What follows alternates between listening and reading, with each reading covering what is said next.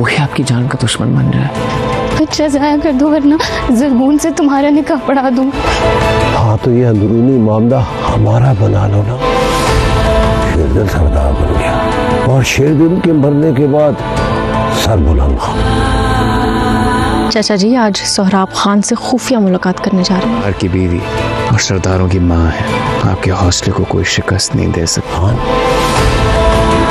जो दुनिया में आपके सबसे करीब हो,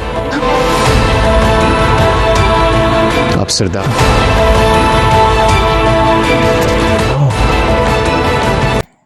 नाज़रीन, आप देखेंगे कि जब शीरी अपनी ज़ुबान सरबुलंद के सामने खोल देगी तो सबको हैरानी होगी। वो बता देगी कि वो सोहराब खान उसे इस्तेमाल कर रहा था, अब तो वो सोहराब खान के बच्चे की माँ बनने वाली है और अब वो ज़ोर डाल रहा है कि वो अपने नौकर से उसकी शादी करवा दे। और दूसरी बात उसने ये भी कही कि आपको कत्ल करवाने में किसी और का हाथ नहीं बल्कि सोहराब खान का ही हाथ है। जैसे ही ये वो बात करती है आप देखेंगे कि सरबुलंद की आंखें खुली की खुली रह जाती हैं और इधर बीजान को चक्कर आकर नीचे गिर जाती हैं और वो कहती हैं कि मैं तो आस्तीन के शाम को अपनी गोद में पा रही थी, मुझे इस चीज़ की खबर नहीं है। दूसरी तरफ ज़फ़रान ने भी सोहराब खान को काली पहाड़ी पर मिलने के लिए बुलाया और वो एक दूसरे से मिलने के लिए चले जाते हैं। और इधर आप देखेंगे कि ज़फ़रान की भतीजी फ़ौरन रुस्तम के पास जाती है और उसे बताती है कि चाचा गए हुए हैं सोहराब खान से मिलने के लिए और वो तुम जानते हो कि किस मकसद के लिए हैं, और सरबुलंद को रास्ते से हटाने की